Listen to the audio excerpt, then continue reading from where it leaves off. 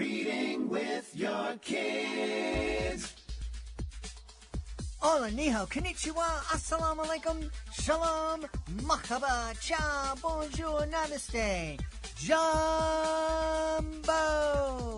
bienvenidos. Hey, my name is Jedley. This is Reading with Your Kids. We are coming to you from the beautiful book-loving neighborhood of Reedville, the loveliest neighborhood in all of Boston. We are so very, very happy that you are joining us in our mission to help all families grow closer through reading. We do that by sharing fun, thoughtful, and thought-provoking conversations with fascinating people who just happen to be writing books for kids of all ages. You can join us in our mission by telling all of your family and friends about the show and letting them know that they can hear us on the WRED AM/FM 24/7 radio network. And they can find us on the iHeartRadio app, on Spotify, Good Podcasts, and a CastBox. Wherever you find your favorite shows, you can find Reading with Your Kids. Really wonderful show lined up for you today. First up, Jamie Sumner is here to celebrate her new middle grade novel in verse, Glory Be. Later in the show, Teacher Terrel will be here to celebrate her new picture book, A Tale of Learning. This episode of Reading with Your Kids is brought to you by the Fred the Snake series, written by Dr. Peter Cotton. I just got back from the COSPA National Education Conference. 1,500 school leaders from across the country. And I have to tell you, one of the biggest smiles at our booth came from a little snake named Fred. We were sharing the Fred the Snake book series, and again, superintendents and educators were drawn in by the bright, colorful illustration. They'd pick up a book, start flipping through it, and you could just see it. They got it. These are the kinds of stories kids want to read. But you know what really stopped them in their tracks? When I told them that the author, Dr. Peter Cotton, was a world-renowned gastroenterologist and teacher before he began writing children's books. And suddenly it clicked. Here's someone who spent a lifetime helping people, now using the same care, the same curiosity to create stories that help kids feel brave, welcome, and excited to learn. The Fred the Snake series now includes 10 wonderful adventures, from getting mended to going to school to exploring cities and beaches with friends, and every one of them is filled with heart, humor, and connection. We loved having Dr. Peter on Reading with Your Kids, and I can tell you, educators at the COSPA conference love Fred the Snake just as much as we do. So if you're looking for stories your kids will laugh with, learn from, and want to read again and again, meet Fred the Snake. Because with Fred the Snake, the real magic happens when we choose kindness and become a friend. Join us right now from the great state of Tennessee. Our guest is here today to celebrate her middle grade novel in verse. It's called Glory Be. Please welcome to the show, Jamie Sumner. Jamie, how are you? Hi, I'm good. Thank you for having me. Delighted to have you on. Jamie and I were just talking all about my daughter and my life and Zoom, and we've had a great time. Sorry you couldn't join us, but we're going to have fun right now. Tell us about Glory Be, please. So Glory Be is a middle grade novel, which I write middle grade because, well, for one, what makes it nice right now is that all three of my children are in middle school. So I'm writing for their friends, and I had this brief moment where I'm cool to my kids, and it's not going to last. But for this brief moment, no, but I've been writing middle grades for a very long time, since my oldest, who's 14, started kindergarten. Mm-hmm. And so Glory Be is a novel in verse, and I've recently fallen in love with writing in verse because I think kids like it better. I think we all feel successful when we can turn pages faster, and verse novels do that. You feel like you're flying. It's like when you get on the express walkway at the airport and you, with no effort, you're going so much faster than other people. That's kind of what books in verse are. But Glory Be follows Glory through 5 days in New Orleans as she searches for her lost dog. And you come to see through her journey that the lost dog is only part of the story, and there's a family dynamic there that, you know, Gloria is playing detective to try to find her dog, but she's also kind of what did my dad have to do with my dog's disappearance? You know, what's going on with my dad and my parents, and am I like my dad? And it's a coming of age in a way that I don't think you get to see very often. And it was so fun to write New Orleans. It was so fun to create that town because it lends itself to poetry, because it lends itself to all of those physical and auditory and sensory descriptions. It was wonderful. Yeah. New Orleans is one of the few cities in America I haven't been to yet. So tell us, how did you fall in love with New Orleans? Or as they say, New Orleans? So, my best friend growing up, and she was born and raised here, but her parents were both from New Orleans. And so my first exposure to New Orleans was birthday parties with her where we would do Mardi Gras and have king cake. And it was sort of always magical. And I heard all of her stories of being a kid and going and visiting. And then my husband and I went, actually, I don't know if we were married yet. We went to New Orleans and spent we did all the touristy things, but we also just did all of the off the beaten track kind of things. And it stuck with me. That's the kind of town that just sticks with you. Mm-hmm. Mm-hmm. Yeah. Yeah. It is a character in and of itself. Yes. My beautiful wife, visited New Orleans with one of her best friends, and they had a great time. And so it definitely has to be on my list of places to visit. You were mentioning writing in verse. One of the things my wife, who taught special needs kids for 34 years, she would judge a book and whether or not her kids were going to be able to read a book or would sit down with the book based by how much white space was on the page. And she could open up a book, and we have lots of books coming here because of the podcast, in 2 seconds. She open up and go, no, kid's not going to read that. Kid's not going to read this. Well, I was a high school English teacher for over 10 years, and I know that instinct of they're never going to make it through this. Mm-hmm. Mm-hmm. I can be as cheerful and cheerlead this book as much as I want to. They are not going to make it through this book. Yeah. Yeah. How difficult was it for you to shift from writing prose to writing in verse? Honestly, it was easier, I think. Because, okay, when you think about kids and when they first start writing, it's poetry, it's song lyrics, your brain naturally, or at least my brain naturally went there. And that's how I started just playing around when I was a kid with writing. And then I think because when I first started publishing, people would always comment, your prose is so lyrical and it's so rhythmic, and your description, your similes and metaphors. And it's because I already had that kind of bent towards writing in verse. And so when I finally took the leap and started writing that way, it was almost more freeing because I got to do what I really wanted to do, which is also play with how the words look on the page and how they sound when you read them out loud. And I can write out of order in a way that I can't when I write in prose. So it's wonderful. It almost sounds, when you're mentioning you can play with how the words look on the page, kind of sounds like you're almost creating a picture book in a way. Oh my gosh, that's so funny that you brought that up, because I have a picture book coming out in 2 months, and it is the hardest job in the world, the picture book, because what you're having to remember is you have to let the pictures tell the story, not the words.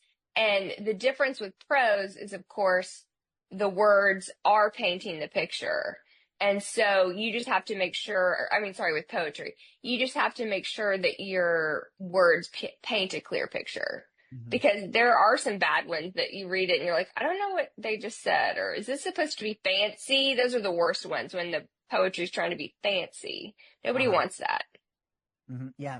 I can't handle fancy. It's kind of like going into a modern art museum and you go up and you see this giant canvas that's blue. And that's all it is. But it's titled green. Yes. And that's up to you to figure out. Tell me a little bit more about Glory. It sounds like an interesting character. She was born in New Orleans. She grew up there. She's younger than a lot of my protagonists. She's 11. So this book has some illustrations in it, it's so fun. I've never had a book with illustrations, so it's fun to see those scattered throughout. She is, what's the word for Glory? Feisty. Just to give you an example, this is just the first page of the first poem. It's called Glory Be. Legend has it the second my mama pushed me out, she took one look and said, Glory be. The nurse mopping sweat, drip, drip, dripping from mama's forehead, uttered, Amen. And that's how I became Glory. Not Gloria, like the old lady smoking camels, gossiping in lawn chairs, morning, noon, night. I'm Glory, the gold at the end of the rainbow, the lucky charm, the black-haired blessing. Or if I've been sassy, Glory, glory, hallelujah, with a shake of the head, because it is always a battle with Mama and me. Love it. So she's tough. Yeah, she does sound tough. You mentioned that Glory has to figure out if her dad is somehow involved in her dog's disappearance. What's up with that relationship? Well, and that's what she's trying to figure out herself. What is up with our relationship? Because you grow up, and I'm not going to spoil it, I'm not going to tell, but you grow up, and in the beginning you're a kid, and the reality that your parents create is reality. That's all you know. You know that is truth. Your life at home is surely what everybody else's life at home is, right? That's just normal. And then as you start to get older, you kind of lift your head up and look around a little bit more, and you're like, wait, my friends don't seem to do this one thing, or have this family tradition, or when they travel, their dad doesn't react this way, or their mom doesn't react this way, or, whatever it is, they start looking and noticing the differences. And Glory is at that age where she is noticing that there's something not quite right with her dad. He's got a short temper. He spends all their money immediately, which is why they live above a tattoo parlor, and her mom has to quit her art in order to work at a bank, to be a bank teller, just to pay bills, and so she's like, I guess maybe he's not great, but he also kind of is, because he takes her to Dave and Buster's and they play horse racing games. And so it's a mixed bag, and she's trying to figure out, what do you do with that? Because nobody's all good and nobody's all bad. So when do you hold on and fight for your family, but also when do you let go when the bad outweighs the good? So that's kind of her struggle. Mm-hmm. Yeah. Interesting. I guess that's the middle grade age. That's kind of the age when you start to realize that what you just said, nobody's all bad, nobody's all good, that there's mixing. And I think that makes that period of life really difficult for kids. It also, I think, because the ground feels a little uneven under you. Mm-hmm. But I love writing for this age, because the other thing about being that in middle school is that you're not already, I see this a lot with high schoolers, where they're already like, I only read science fiction, or I only like this, or I will never do this again, or I hate that food, or blah, blah, blah. And they come into, it's like, as a sense of security, they develop something they like or dislike, and they stick to it, life or death. But in middle school, I think you're more willing to explore and be open-minded to different styles of writing, different interests. You try out sports or music for the first time. And so you're a little more open to ideas, I think, in a way that you're not at any other age. Interesting. I wonder what the difference is between kids who are going to a K to 8 school, and this is weird, but and the kids that go to the typical middle 6 to 8 middle school. And my kids went to the old style grammar school where it was K through 8. And the neat thing was when they got to those middle grades, they were the big kids. And they had all these other little kids look up to them. And it was really cool. And it really helped them with their confidence and who they were. And I wonder if kids who are just in that middle, just with the other kids about their same age, if they also experience that. They do. I mean, well, probably not. My kids, they went to a K through 5th, and now they're in 6 through 8. And they got that when they were in 5th, they got that. But the fear, the looming fear of middle school is so strong, it kind of keeps you in check. I think that's maybe why the 8th graders in 6th through 8th grade are kind of stay head down a little bit because they know they're going to be freshmen in just a short time. Yeah. Tell me, you were mentioning that you're cool in your kids' eyes for the moment, and you're writing for their friends. What's it like when their friends come over and they say, "Hey, I read Glory B. It's really cool." Oh my gosh, it's funny because like just last night, my son asked me to sign 2 books for his friend to take to their D group last night because she's like, he goes, she keeps saying that she's like your biggest fan and I really want it. And so I signed the books for her and sent them along with him. And what's really funny is when they know my kids, but then they don't realize that I'm the Jamie Sumner that also writes the books. And when they piece it together in front of my kids, it's magic. They're like, you're, and to my kids, I'm just mom. Right. So when they see somebody that they think is cool react to me like that, they don't even know what to do. They don't even know what to do. It's like they glitch. They don't know. Yeah.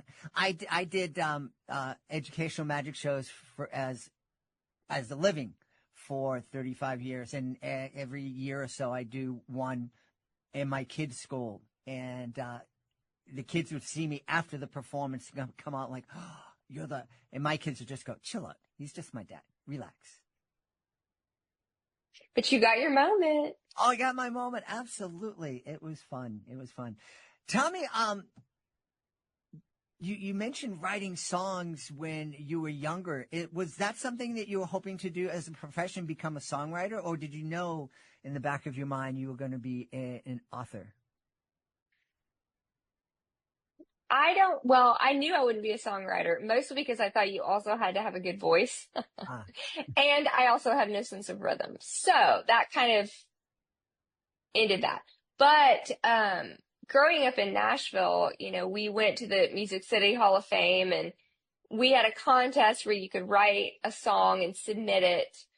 And then when you went on to the Music City Hall of Fame, and the person, they would have a guest come in and they will have turned the best one into a song from the class. And I remember going and this is so funny. The person literally said, "Now, I couldn't turn this into a song, but I thought it was so beautiful. I'm just going to sit here and read it." And it was mine, and she read it. And I think I never thought it was a job that I could actually do, like be an author. Like, what is that? That's Beverly Cleary. Like, how would I be that person? It's almost like that job is fictional. Mm-hmm. And so I always loved doing it, but I never thought it would actually be my job. Like, I loved reading and I loved writing and creating stories in my head, but I never thought it was an actual job. Mm-hmm. Which is probably good because it meant I didn't have my heart set on it from the beginning. I was open to other things, but yeah. Yeah. You were telling me that you were teaching in high school, I think you said? Yes. Talk a little bit, please, just because this is reading with your kids. And, of course, reading 20 minutes a day with your kids when they're younger is so important. Kids get so much out of that. But I think it's also really important to continue to read with our kids or co-read with our kids and talk about the books when they become independent readers, when they're reading middle grade novels, when they're reading YA titles as a high schooler. As a high school teacher, can you talk about the benefits that our high school kids get when we continue to be involved in their literacy? Well, selfishly here, I'm going to say I think we get more, the adults, the parents get almost more benefit out of it than the kids because, like, I'll see what my kids bring home from school that they're reading, and then I'll go check it out from the library and read it too. And I mean, if you ever think you don't have anything to talk about with your kid, start reading the same book because that's what they're like. What did you read? What are you to the page where this happened? And they want to talk about it. And it creates a connection between you because you're both forming a memory about a similar experience that you're having together. And I think reading and being able to talk about something you've read and condense it down into something that is coherent is a skill. And so by reading with your kids, you're also asking them to talk about it out loud. So it's a secondary skill that you're practicing that people don't get a lot now. And it teaches them that reading is communal and not just a solo activity. I think there's almost too many benefits to list. Like, why would you not, And even if your kid doesn't like to read, there's always something. It might be a graphic novel instead of a regular novel, or a novel in verse instead of the thick ones. Or they just don't want to read whatever they're assigned because they just want to do their own thing. Fine. Let's go to the library and you pick something that looks cool to you. And we'll figure it out because maybe it's not about the reading. It's about like authority or, they don't like the class or, it could be anything. So there's always a workaround to find something that somebody likes. Yeah. Yeah. And one of the things I say is, when your 4 or 5-year-old is sitting on your lap and you're reading a picture book to them and you say to them, what do you think about this? It's so empowering because the most important person in their life cares about what they think. I think that continues on when our kids get to be teenagers. It's like, no one listens to me. I'm here in the world. I'm doing a crappy job, making coffee or whatever it is. But here's this person who's cared about me and has been there for me. And they still want to know. They're still interested in what I think and how I see the world. I mean, that's exactly it. It's also, I think, too, realizing that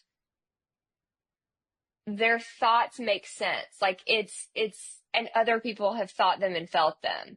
And that's what books do. They normalize your experience as well as show you other people's experiences so that the world gets bigger and also you, in a sense, feel like you can find a place there because someone at one time thought this thing and reacted this way in this book. And I've had that and I felt that, which means it's not so weird. And so I think that's another really big one for teenagers, especially to feel. I mean, my first book, Roll With It, I wrote for my son, Charlie, because he has cerebral palsy and he's in a wheelchair. And when we went to tour his not his middle school, his elementary school, when he was about to start kindergarten, we toured the library and I was like pushing him around in his wheelchair.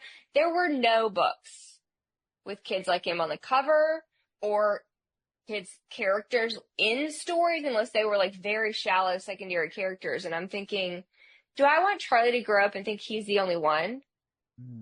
Or all his peers to grow up and not understand his experience? And that was the first time I really felt called to write a story for other people more than just myself, because I was like, this is bigger than me. I've got to tell this story. I've got to Roll With It because kids need to see that there are other ways to operate in the world than their own and that everyone is just as good as the other. And so I think that's what books do. Yeah. What was your son's reaction when he saw his story that he inspired on a bookshelf?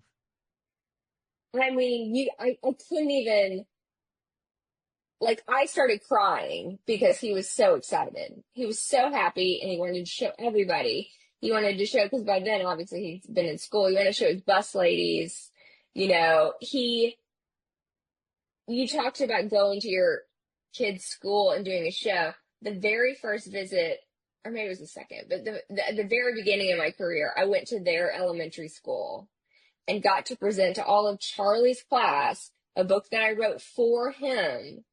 And it was just unforgettable. And I know he won't forget it.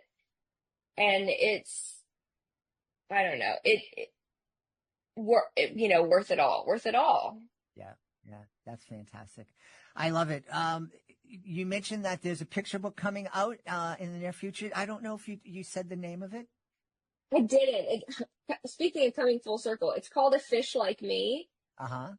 And it's gorgeous. Devin Hallsworth did the illustrations, and it follows a kid in a pool pretending to be all these different creatures. I am a starfish cartwheeling across the universe. I am this, I am that. And then about halfway through, you see up on the side of the pool a wheelchair parked, and you realize the kid is in swim therapy.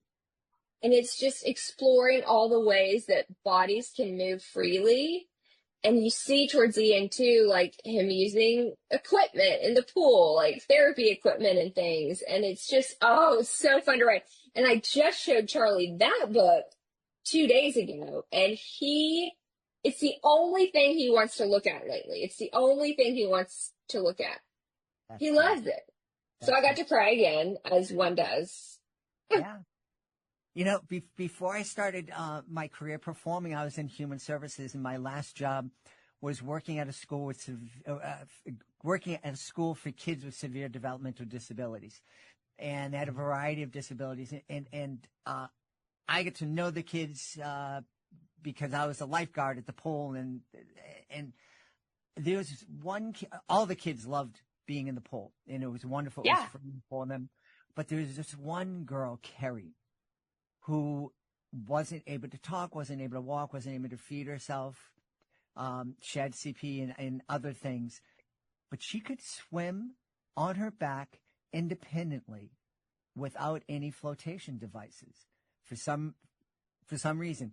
And I remember when she was going to be moving to a different school. Family is moving to a different part of the state. The people at the school came to get to know her. And I said, she can swim independently. And they'd say, well, what kind of flotation device? I go, no, she can swim independently. And they said, that's ridiculous. And I said, come on down. We went down to the pool, and she was swimming back and forth. And they're looking at it. They're watching her, and they're going, no, this is impossible. That's not possible. And I'm like, it's not. I hope they were happy. That's incredible. Yeah, it really was incredible. So hopefully someone smartened them up, and she was able to keep. Yes. Cool. Oh, that's lovely. Yeah, it was. She was great. She was fantastic. Tell me, are you working on another novel in verse? I am, and it's so fun because it's one that I got to travel back to my childhood, because it's like late 80s, early 90s, and it's a road trip book, and it's called The Space Race, and she and her family have to get to a rocket launching contest in Alabama in record time in order for her to be able to compete. But this isn't like, hey, we're this happy all together family, let's go. She basically forces them to do it. And she's got a brother who's much older than her, who's stuck in the car with her. And she brings her pet gerbil, Stan, who her brother calls Satan, because Stan has red eyes. And then everything that goes wrong can go wrong on this road trip. Like, think National Lampoons. And it was so fun to write, because it's writing about a time period where if your car breaks down, you can't use your cell phone to get help.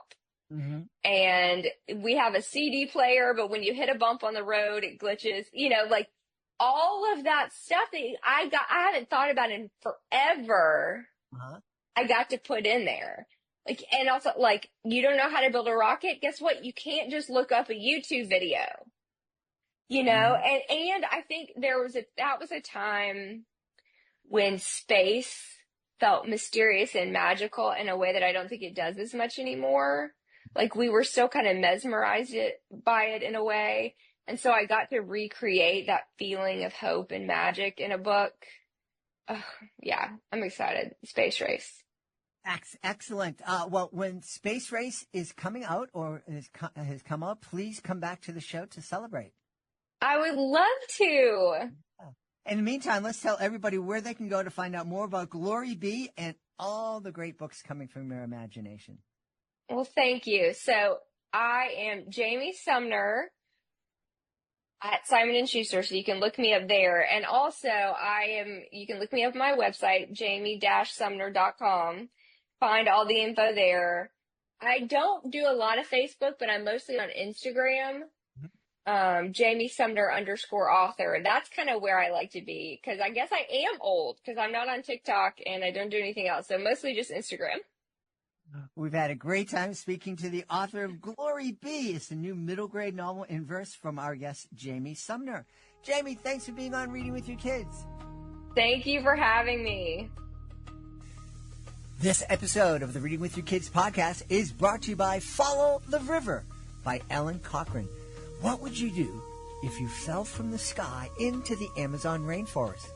That's not fiction. That's the incredible story behind the book Follow the River by Ellen Cochran. On Christmas Eve 1971, 17-year-old Julianne boarded a plane with her mom in Lima, Peru. The destination was home, a research station deep in the Amazon jungle. But just 20 minutes after landing, disaster struck. Lightning hit the plane, and Julianne was thrown 2 miles through the sky into the rainforest below. When she woke up the next day, she was alone. Her collarbone was broken. Her glasses were gone. She only had one shoe, and she was surrounded by one of the most dangerous jungles on Earth. But Julianne remembered the lessons her scientist parents had taught her and began an unbelievable journey through the Amazon. For 11 days, she walked, survived, and followed the water until she found help. Follow the River is a breathtaking story of courage, resilience, and the incredible strength of the human spirit. If your family loves stories like Hatchet or I Survived, this is one adventure you won't want to miss. Discover Follow the River today, a true story that proves that sometimes the greatest survival tool is hope. I'm very excited. We are welcoming back our guest tonight. She is the driving force behind the Once Upon a Dance series. Tonight we're talking about A Tale of Learning. Please welcome back to the show, Teacher Terrel. Teacher Terrel, how are you? I'm doing pretty well. Thanks, Ted. Thanks for having me. I'm delighted to have you on. Before we talk about A Tale of Learning, I love your series. We've had Terrel has trusted us to help promote her book at a number of different live events. And one of the neat things about talking about your book with folks is just showing them that the Once Upon a Dance books, they're more than just a story. We talk about experiencing books in different ways. You don't have to read the book the same way every time. The Once Upon a Dance books allow families to dance through the stories. They teach kids dance moves, and I think that's so cool. And everybody we show that to is like, whoa, and the eyes light up, and they're like, oh, so cool.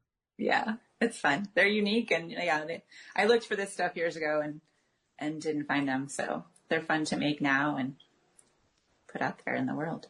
So where did the inspiration for the series and for that style of storytelling come from? So these are stories mostly that I told in my dance class originally. And then as we've branched out, so Katina Ballerina with that book that's coming out next, was more of a technique book. And we had her in kind of the What to Expect at Ballet class book and just love that character so much. So that's a whole new series of dance along stories. And it's really her origin story. So that's super fun.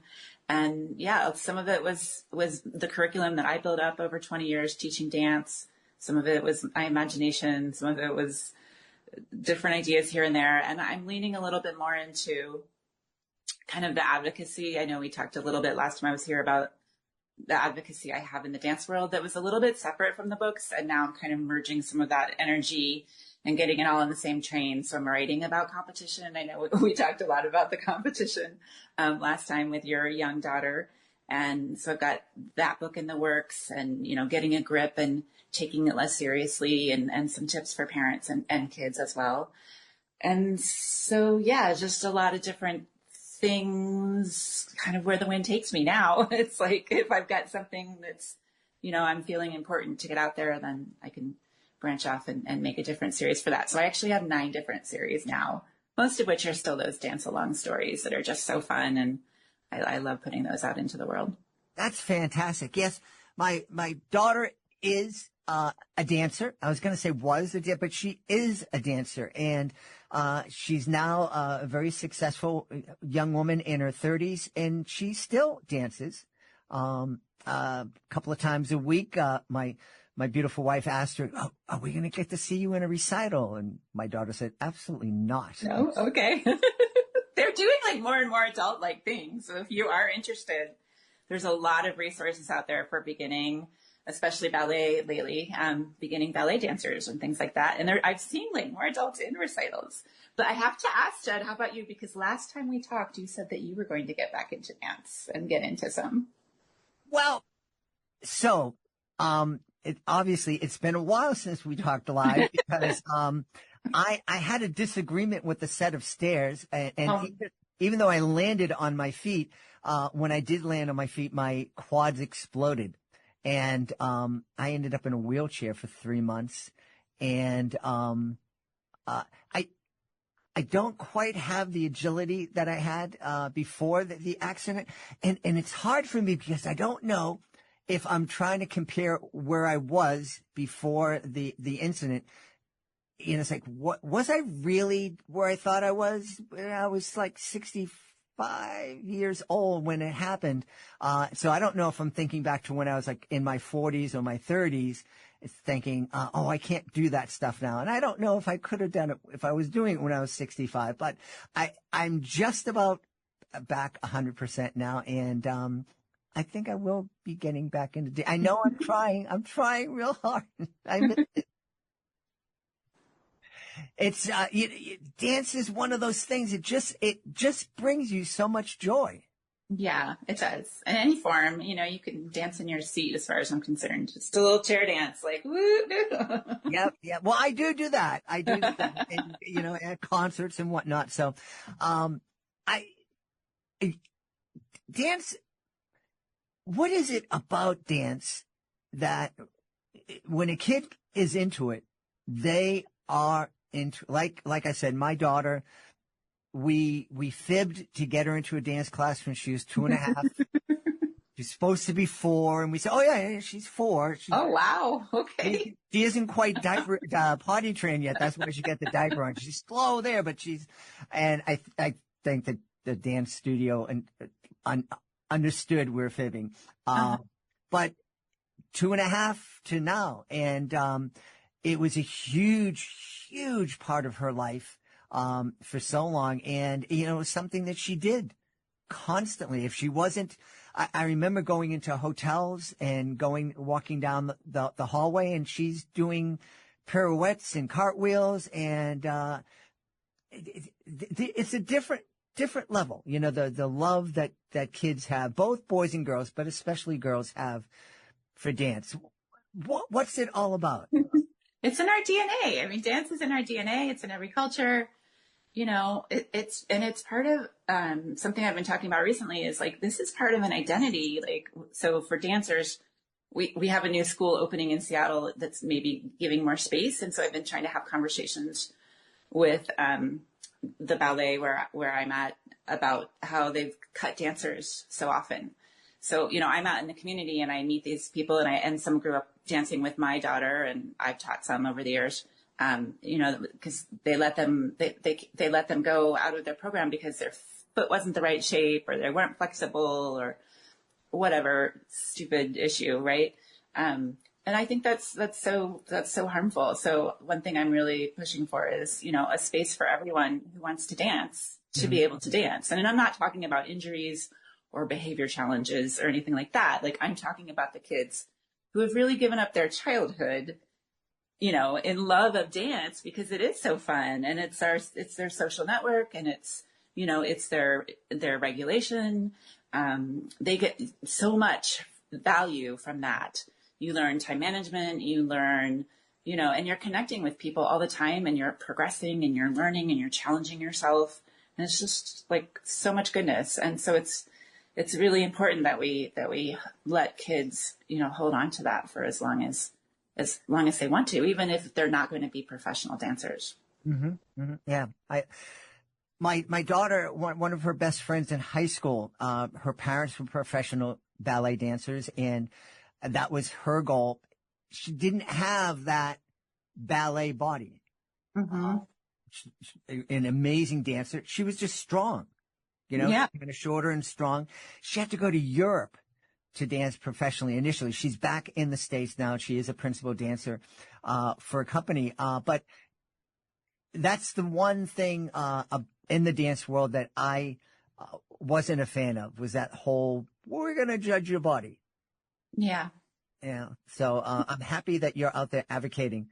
It's a little bit better now. And the books are definitely like my form of advocacy. And when the pictures came in for A Tale of Learning, this is, I think, maybe the seventh or eighth book that Stella has done for me for illustrations. Mm-hmm. And, when one of those first books came back, I was like, I'm sorry, I need you to add more weight to the dancer. Like, I don't want this. This is not what so just the journey, like, she so understands what I'm about now, and really understands the Once Upon a Dance brand, and, that what I'm trying to put out there in the world, that is just the positive and the joyful and the kind dance. And so these illustrations came back, all species and all sizes. It was just so sweet. And she has the little squirrel as the boss. She's like, Madam, she's the dance teacher, queen dance teacher, is this tiny little squirrel, right? Uh-huh. And I just love that. I loved that. And we have one where they're all getting ready for class, and there's like this polar bear over in the corner, and he's got a bowl with a goldfish, and everyone else is doing their stretches, and he's meditating. Like, that's exactly what I want. She just gets it now, that this is what I want. Everybody just, this sense of community too, in a lot of the different pictures and things like that. So the community and the joyfulness, and just that we're all different and we're all unique individuals. I think it's such an important message to put out there subtly. That's not even the point of the book. That book is about Katina, the teacher, goes and realizes that she has a lot to learn. So she goes and finds classes with a little help from the magic mirror. But anyway, so it's about that learning, and that it's a journey, and you can be all the things at once, a teacher and a student, and, it's all a process, and you don't jump into it knowing everything. You have to keep learning, keep being curious. Yeah. One of the things that you mentioned teaching, one of the things that my daughter did when she was in middle school, we sent our kids to Catholic schools, so she was aware that we were paying for education and for football and for dance and all this, and she wanted to help us. So she started her own dance class on the weekends at her school.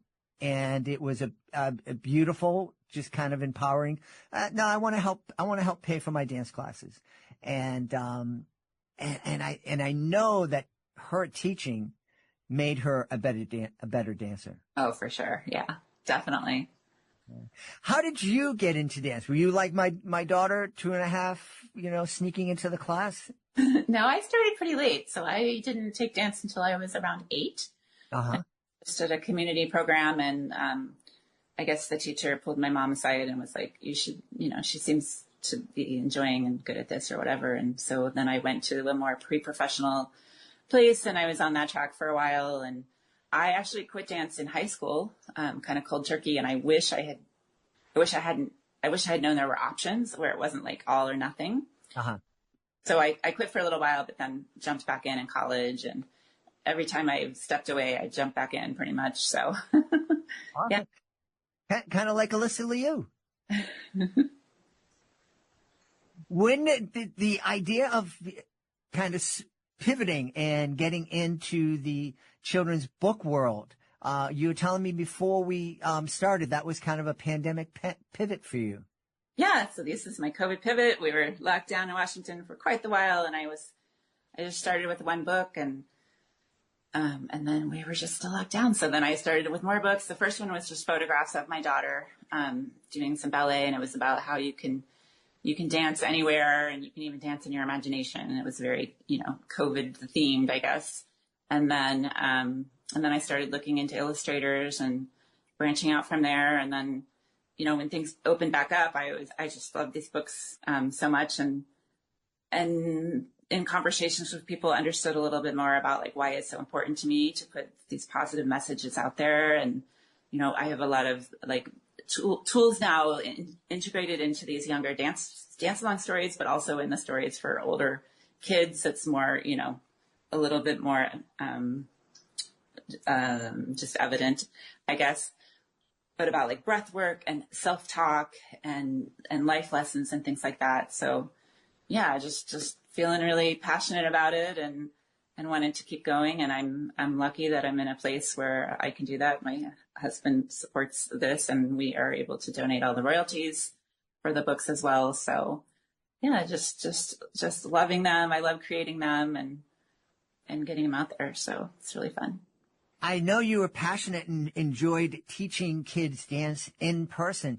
You've pivoted not only getting out of the dance studio, but you're now teaching through your books. How does that feel, now, this different style of teaching? I mean, it's great. I want to, the hardest part is getting them out there, of course. I mean, that's what every author says ever. You think you make a great book that people like and review well on Amazon and that they're going to push it out and that'll be that. So, I've learned that it just takes a lot of energy to try to get the word out, but just keep plugging along. The thing is, now I have 40 books and they, unlike dance where you would make, I'd spend all this time making up choreography for the recital or whatever, and then it's gone. So it's nice to be able to create something that stays, unlike dance. Mm-hmm. So I just keep building my catalog and plugging along and making relationships and, trying to do all the different things and being a one-woman business owner and trying to figure all that out. And, that's like a whole nother level, but I just got an LLC and trying to figure all the taxes out and all that stuff. So, yeah. You mentioned choreography. One of the things that blew me away, I mentioned my daughter's best friend and her parents. I had an opportunity. We had dinner with them. And being a performer myself, I'm really fascinated with how different arts work and how, how an illustrator puts their illustrations together. And I was always curious about how is choreography passed on? Is it written down like sheet music? And I was asking my daughter's best friend's dad that, and he said, no, it's not written down. It's like an oral history. One person learns the ballet and then goes around the world teaching that ballet. And he actually, I forget which piece he taught, but he was the teacher of a particular ballet, and that was my mind. It is a little strange that, and with video and things like that, we have more tools, obviously. But yeah, it's hard to write. I used to try to write down choreography when I was doing more choreography.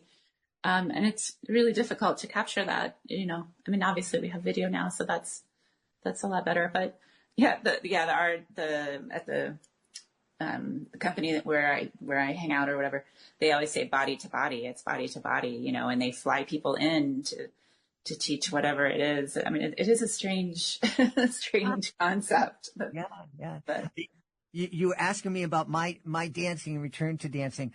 I remember, I did a lot of that when my daughter was dancing, the father-daughter things and then the adult things. And this one teacher who was wonderful, who loved me that I was willing to take chances and whatnot, but I always frustrated her. She told me, because I always change my choreography. I teach you to do something. The next week you just come in and do however you want to do it. And I'm like, well, yeah, that's on brand for me. Thanks very much. Yeah.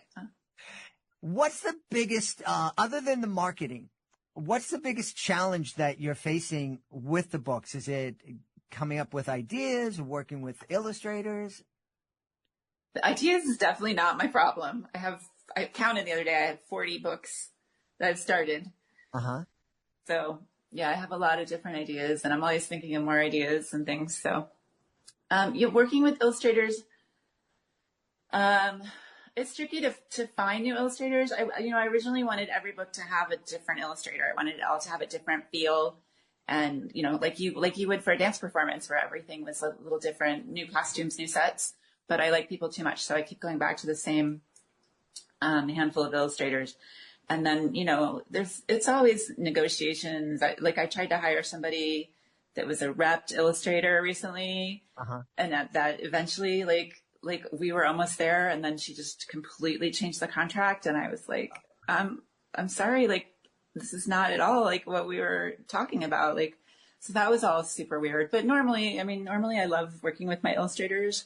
And I love finding new illustrators and trying to like see what is the best fit. It's very intuitive, like different story. There like illustrators I love, but I'm like, oh, this isn't right for them. And I'll try to like keep making it right in my head. And I'm like, no, it's just not landing. Like I'm going to have to, sometimes I have to like write a whole nother story to give them because I promised an illustrator a story at a certain point. But then the one I was working on, I'm like, nope, it's not fitting, but that's all fun. That's all like a little puzzle that I'm putting together. So I really like the creation part. Yeah, it's just the whole creation part. The layout is sometimes tricky, and I get in there on every letter. Somebody told me once it's like you're choreographing and cleaning, because I'm in there like I literally tilt letters and respace letters individually. I spend a lot of time on that, but it's kind of fun. But yeah, the business stuff and the all of that just is really draining to me, and trying to figure out the best channels and the best printers and all of that stuff just drives me nuts. One of the things that's clear as I'm talking to you is that and it's a great reminder, you're a storyteller. And whether it's telling stories through dance or choreography or telling stories through your books, that's who you are. You're a storyteller. And there are a lot of people out there that have stories to tell, but it's like, well, I can't write a book. Mm-hmm. Maybe you can tell the story in a different way. What would you say? Just write the book. I tell everyone, because I do a lot of a lot of people know that I'm doing this now and that I'm self-published, and I'm, have figured out most of these components on my own. And so a lot of people ask me about it, and I'm like, just do it. Like you have to just start by writing the story, and, and then you can see what happens. You can see if you really like the story and, go from there. But yeah, the first step is definitely to write it down and then put it away for a few months and then revisit it. And mm-hmm. Yeah. What advice would you have? Because I know there must be a person out there who has 2 or 3 or 4-year-old that it wants to get into dance and is really good, and they have the dance teachers like going, yes, you're great, and you're going to be in an international competition, and we're going to dance for 17 hours, and you think your parent is like, yee. Help that parent, give that parent some advice. Yeah, I think it's really important to keep dance joyful, especially, I would say at 7 and under, you don't, you want it to be fun and more like there can be some structure and some steps and a lot of learning, but, I had these amazing, I had taught this group of kids since they were 2. So I had them for 3 years, and I'm like, okay, we're going to do like a real ballet class. This is years ago, because they were all 6, but I knew that they were all like super well behaved, and they had a lot of body awareness, and I had worked with these kids for 3 years. And I tried to put him like in a standard ballet class, and it was horrible. Like after 3 weeks, I'm like, okay, this is not working. We're going to change structure of the class and everything like that. It just didn't work out. So, I think it's really important to find someone for the young kids who understands the play-based, the fun aspect of dance, and that keeps it really joyful and keeps things moving along, and uses a lot of different props and stories and imaginative play and things like that kids can really relate to. And for competition kids, it's just so important and this is from my mistakes as a parent, to keep it positive. It's just like you're going on a weekend trip. You're going to do this as a family and with your friends, and it's just super fun. No pressure, because it's something completely out of their control. If you're being judged and whatever it is, the judge didn't like you, and maybe people thought you would win and you didn't, that's maybe not out in your control at all. Maybe it's just a judge opinion about something. And so to put that much pressure on something that's not even in your control, I don't think is healthy. And, I think I used to comment I'd be like, oh my gosh, she deserved to win that, because they had this amazing girl at the studio. And, when she didn't place in top 12, I was like, what? And I think if I had it to do over again, I wouldn't comment like that. I would just, let it be, whatever it is. It's just a weekend to learn. It's a chance to perform on stage. It's a chance to work on something, develop your skills, really dive in, dig in, meet new people, meet new teachers, and hear different ways, for corrections and things like that, make some new connections, but really try to downplay that competition aspect of it. And also be careful about those competitions where, the dancers are dressed inappropriately for the age groups, especially. And try not to be too competitive with other studios. Be all in it together. Really try to get that community aspect that we're all here to learn, and we're just all part of one big dancing tribe. Yeah. We should tell everybody where they can go to find out more about A Tale of Learning, Ballerina, a recent certified great read book, and all the other books that have come from your heart. So onceuponadance.com has a lot of information. We've got a lot of different extension activities there as well, freebies, worksheets, things like that. I've got a couple free choreographies if people wanted to do a story time, things like that. Anyway, just tons of resources there. I'm on Instagram, once_upon-a-dance all the time. You can find me on most social media, Once Upon a Dance, and, Amazon, bookshop.org, wherever books are sold online. We've had a great time speaking to our friend, Teacher Terrel. Check out her onceuponadance.com website. Thanks so much for being back with us. Thank you. Hey, we hope you've enjoyed this episode of Reading with Your Kids. We'll join us for the next exciting episode of the show. If this episode made you smile or gave you something to think about, please consider sharing a link to the show with someone you love. Leave a 5-star review, and of course, subscribe to the show wherever you find your favorite shows. I want to thank the folks who made today's show so wonderful, starting with our wonderful guest, Jamie Sumner. Please be sure to check out Glory B, and also Teacher Terrel. Please be sure to check out all the books in her Once Upon a Dance series. I want to thank my team, Chris Doherty, Jackson Salolero. I want to thank my beautiful wife for all the support she gives me. Most of all, we want to thank you. Thank you so much for taking the time to join us today.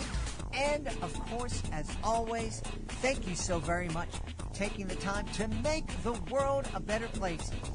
And you do that every single time you read with your kids. I'll be looking for you in the next episode of Reading with Your Kids.